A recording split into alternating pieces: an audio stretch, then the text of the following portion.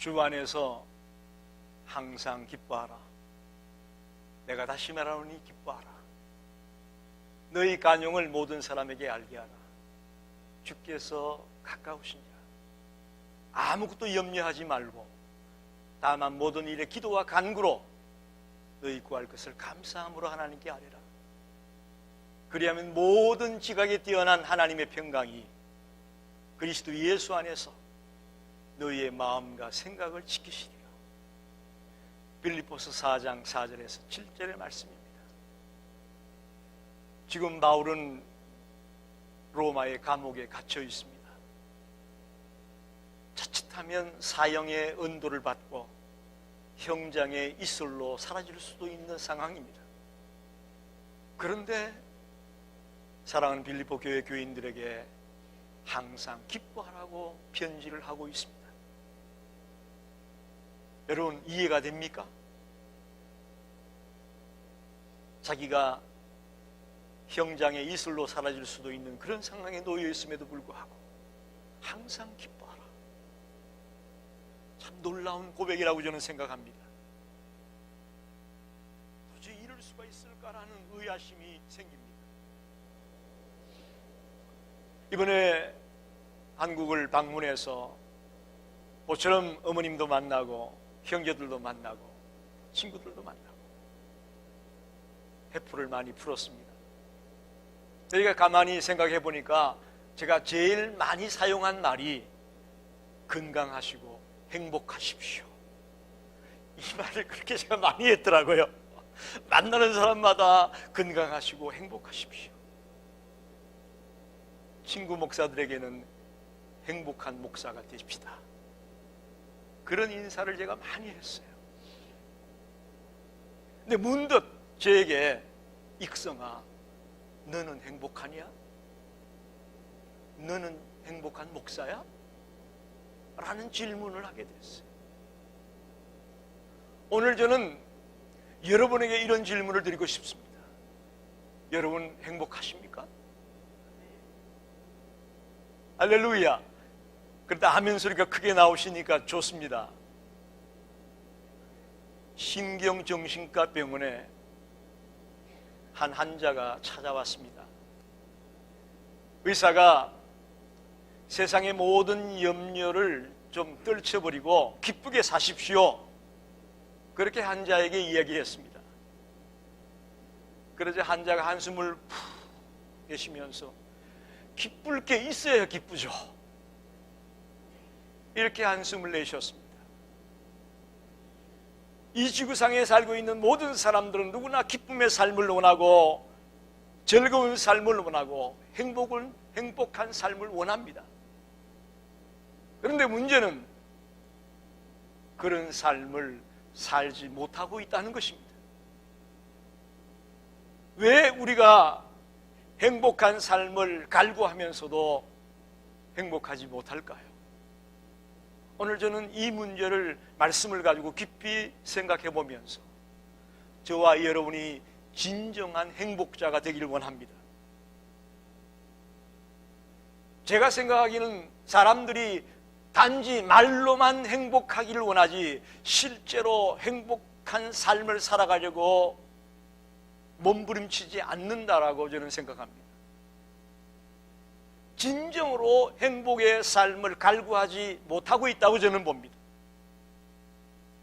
첫째로 행복하지 못한 원인이 뭘까 생각해 봤어요. 우리가 행복하지 못한 원인이 뭘까? 한번 묻습니다. 여러분, 내가 행복한지 불행한지 결정하는 사람이 누굽니까? 내 자신입니까? 아니면 다른 사람입니까? 할렐루야! 그렇습니다. 행복하냐 불행하냐의 결정자는 나예요. 근데 많은 사람들이 내 자신이 아니고 다른 사람들이 결정을 합니다. 여기에 문제가 있습니다. 그러다 보니 우리들의 마음속에 경쟁 심리가 발동하는 겁니다. 저 사람은 나보다 더 공부 많이 했네. 저 사람은 나보다 더 많이 돈이 많네. 저 사람은 나보다 더 높은 자리에 앉아있네. 저 사람은 나보다 더 잘생겼네. 이 경쟁 심리가 우리 속에 발동하기로 인해서 우리의 삶이 순식간에 무너질 수 있고 순식간에 불행해질 수 있다는 겁니다. 이 논리로 나간다면 이 땅에서 가장 행복한 사람은 한 사람밖에 없어요. 제일 많이 가지고 있고 제일 높은 자리에 앉아 있는 사람, 그 단 한 사람만 행복자지 나머지 모든 사람은 다 불행한 자가 되는 거죠. 오늘 저와 여러분이 왜 나는 행복하지 못할까라고 생각하는 원인 중에 하나가 우리의 생각에 문제가 있습니다. 자꾸 나는 불행하다고 생각하는 겁니다. 한번 묻습니다. 여러분 지금 행복합니까? 불행합니까? 오늘 설교 제목을 내가 잘못 잡았나 봐요. 행복하신 분들 앞에서 행복하십니까? 물어보는 것 같아가지고 대부분의 사람들이 왜 하는 일마다 이렇게 안 돼? 아니, 난 불행해. 나는 불쌍해. 자꾸 부정적으로 자기를 생각합니다. 그러면 아주 불행해지기 쉬운 건 바로 그거예요. 불행해지기는 너무 쉽습니다.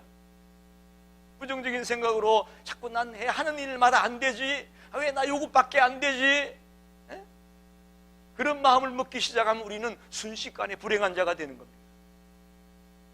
그러나 반면에 정말 주님이 나와 함께 같이 계시고 정말 나는 행복한 사람이야, 나는 정말 이 세상을 멋지게 살고 있어라는 생각을 가지기 시작하면 우리는 그때부터 행복의 삶을 걸어갈 수 있다고 저는 봅니다. 생각이 중요합니다. 두 번째는 뭐가 원인이냐? 비교의식입니다. 우리를 불행하게 만드는, 행복하지 못하게 만드는 결정적인 원인은 비교의식이에요.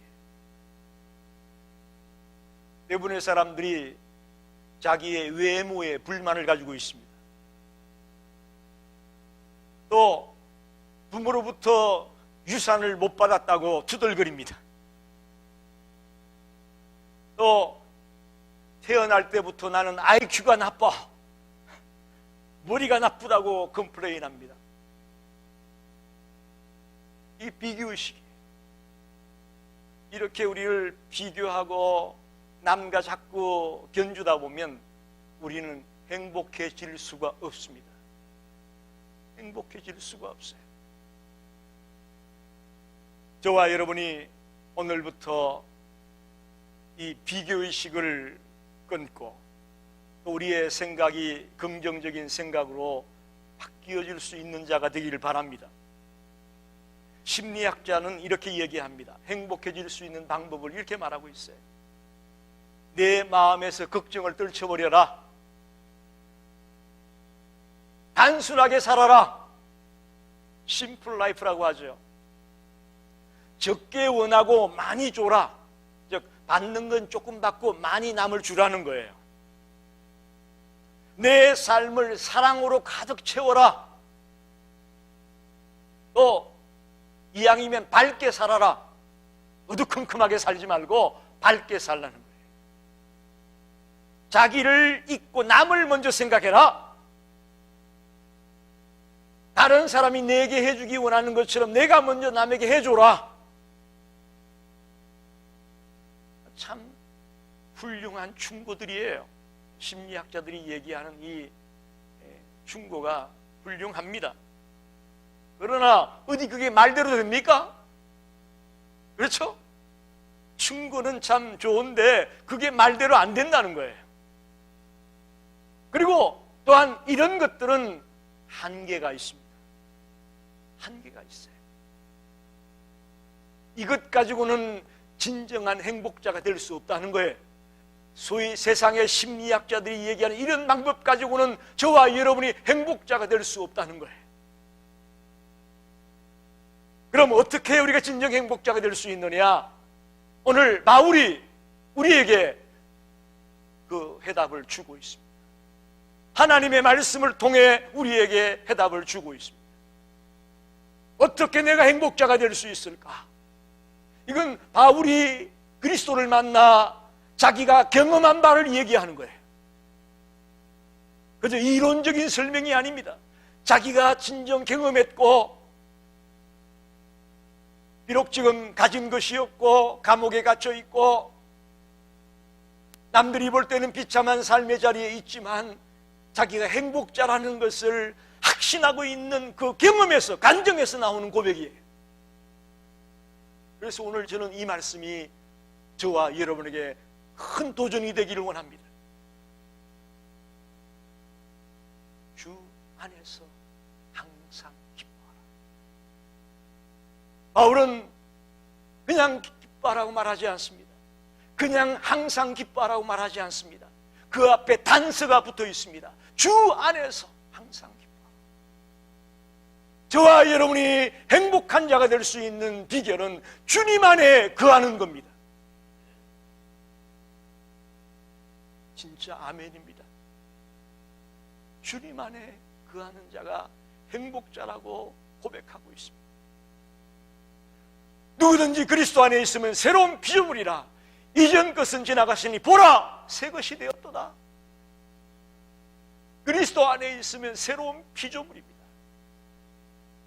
주님 안에 거하면 새로운 피조물이에요. 오늘 본문에도 보면 4절밖에 안 되지만 주님, 내 하나님, 하나님, 그리스도 예수, 이런 말이 5번이나 나옵니다. 5번이나 나오고 있어요. 여러분 성경을 자세히 읽어보세요. 바울이 가장 강조하고 싶은 것은 주님 안에 거하는 것이라. 여러분 어떻게 하는 게 주님 안에 거하는 걸까요? 영접하는 자, 곧 그 이름을 믿는 자에게는 하나님의 자녀가 되는 권세를 주었다고 하지 않습니까? 예수 그리스도를 나의 주님으로 영접하는 거예요. 그게 주님 안에 거하는 거예요. 할렐루야. 여러분 예수님을 여러분의 구주로 영접하셨습니까? 여러분은 예수를 구세주로 믿습니까? 그가 주님 안에 거하는 자입니다. 근데 우리가 말로만 예수 믿습니다, 나 믿어라는데 실제로 예수를 영접했다는 것을 몰라요. 그래서 예수를 믿는다고 하지만 행복하지 못한 거예요. 예수를 믿는다고 하면서도 늘 얼굴에는 내천자를 그리고 있고 심각한 표정으로, 근심 어린 표정으로 우리가 살고 있는 겁니다.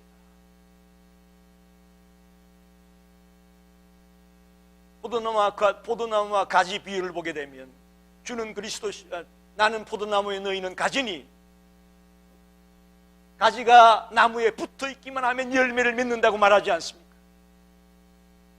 가지는 걱정할 게 없어요. 할렐루야.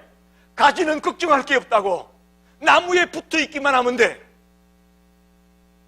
그러면 철저히 열매를 맺고요, 정말 모든 삶이 은혜롭게 달려가는 걸 보게 됩니다. 그게 우리 그리스도인이에요. 그게 우리 주님 안에 거하는 자예요. 이 원리를 바울은 알기 때문에 주 안에서 항상 기뻐한다고 말합니다. 나는 행복한 자라고 그는 고백하고 있습니다. 여러분, 행복의 원천이 주님 안에 거하는 겁니다. 세상 사람들은 행복의 원천이 복권이 당첨이 되고 일확천금이 들어와야 행복이라고 말할지 모르겠지만 우리 하나님의 자녀들은 예수 안에 거하는 것이 행복의 원천입니다. 그래서 바울은 그냥 항상 기뻐하라고 말하지 않고 주 안에서 항상 기뻐하라고 말하고 있습니다. 우리가 주님 안에 있지 않는다면 아무리 땅에 좋은 것들을 많이 가지고 있을지라도, 즉 심리학자들이 얘기했던 그런 많은 조건들을 내가 가지고 있다 손치더라도 우리는 궁극적으로 행복자가 될 수 없습니다. 그건 단지 부차적으로 주어지는 조건일 뿐이지, 진정으로 주님 안에 거하는 자가 되면서부터 우리가 행복자의 삶을 출발하게 된다고 저는 믿습니다. 예수를 믿으면 우리가 어디에 있든지 우리의 처지가 어떠하든지 우리는 항상 기뻐할 수가 있다고 저는 믿습니다. 여러분 한번 묻습니다. 바울이 지금 이 글을 쓰고 있을 때에 바울이 큰 교회를 목회하고 있었습니까? 그렇지 않으면 바울이 출세를 해가지고 모든 사람들이 알아주는 그런 삶을 살고 있었습니까? 또 모든 사람들에게 존경을 받는 그런 삶을 살고 있었습니까? 그렇다면 왜 감옥에 들어가 있어요? 오늘 죽을지 내일 죽을지 모르는 풍전등화의 인생을 살고 있는 자가 바울입니다. 그런데 그는 내가 주님 안에서 항상 기뻐하고 있다고 말하고 있는 거예요. 놀라운 이야기입니다. 바로 주님 안에 거하기 때문에 나는 행복하다고 말합니다. 비록 내가 감옥에 갇혀 있고 남들에게 지탄을 받고 내놓을 것이 아무것도 없는 그런 모습의 사람이지만 나는 주님 안에 거하고 있기 때문에 가장 행복한 자다. 여러분, 이 고백이 바울의 고백만 되지 말고 저와 여러분 모두의 고백이 되기를 바랍니다.